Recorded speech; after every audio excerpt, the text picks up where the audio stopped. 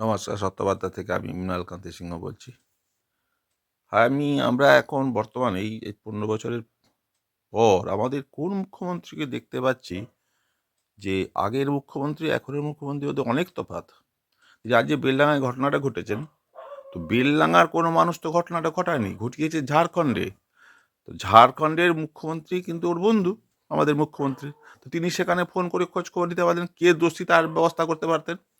মুর্শিদাবাদে বেলডাঙাতে বাস অবরুদ্ধ, ট্রেন অবরুদ্ধ, কে ক্ষতি করেছে? বা ওতে তো বাঙালি সবই ছিল।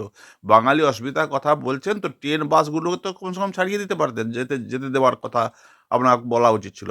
আপনি বলো আমি কি করব? শুক্রবার দিন একটা মব ওখানে জমা হয়। এর মানে কি? তো এই এই এ, ব্যা- কোনো সনাতনী আহ, যে উৎসব থাকে সেখানে তো অনেক মব হয়, তারা তো অত্যাচার করে না, তারা কি ভাঙাভাঙি করে? তো আর আর যারা আসছেন কথা বলতে, একজন প্রফেসর আছেন, নাম দীপ্ত নাকি, তিনি শুধু মানে সরকারের এগেনস্টে কোনো কথা বলে তিনি মুখ টিপ টিপ টিপ টিপ টিপ টিপ টিপ করছেন, এদিকে এদিক ওদিক করছেন। কিন্তু এটা বলছেন না যে একজন মহিলা সাংবাদিককে এইভাবে পেটানো হলো, কি করেছিল, ওর দোষটা কি? ও কি ঝাড়খণ্ডের ঘটনা ওই করেছে যেখানে ওরকমভাবে পিটানো হলো? কেন পিটানো হলো ওকে এরকমভাবে? সাংবাদিক তো খবর দিতে যাবেই, যেখানে গন্ডগোল আছে সাংবাদিক খবর। তাহলে কি সাংবাদিক দূর থেকে মিথ্যা মিথ্যা খবর ছড়িয়ে দিবে, সেটাই ভালো? ওইখানে গেলাম, ওখানে দুজন মানুষ মারা গেছে, আমরা আনুমানিক বুঝতে পারছি দূর থেকে, আমরা কাছে যেতে পারলাম না, হয়তো দু তিনজন মনে হয় মার্ডার হয়ে গেছে, এইরকম কথা দূর থেকে বলবে? মোপে ঢুকবে না, কাছে গিয়ে খবর নেবে না, তো দূর থেকে এইরকম সংবাদ পরিবেশন করলে কি ভালো হবে? এটা কি ধরনের মুখ্যমন্ত্রী যে বলছেন? কি ধরনের আমার হাতে নেই, নেই মানে? আপনি কি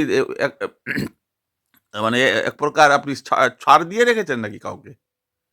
কোনো ধর্মের লোককে ছাড় দিয়ে রেখেছেন? আপনার প্রশাসন সবকে সমান নজরে দেখবে।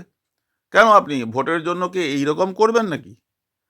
আপনি আবার ওখানে মন্দির করতে গেছেন, আর এখানে আপনার এই ঘটনা এরকম কথা বলবেন? আপনার তো প্রশাসন করা উচিত। আরে কমসে কম বন্ধ করা উচিত। আপনি ঝাড়খণ্ডে যান না, ঝাড়খণ্ডে হেলিকপ্টার করে চলে যান এখন, যে হেমন্ত সোরেন রায় খোঁজ নেন। বিহারের নাম কেন বললেন? কারণ বিহারের বিজেপি শাসিত আছে বলেই। আপনার সবসময় রাজনীতির উদ্দেশ্যই আছে। এরকম করলে রাজ্যে আরও অশান্তি হয়ে যাবে।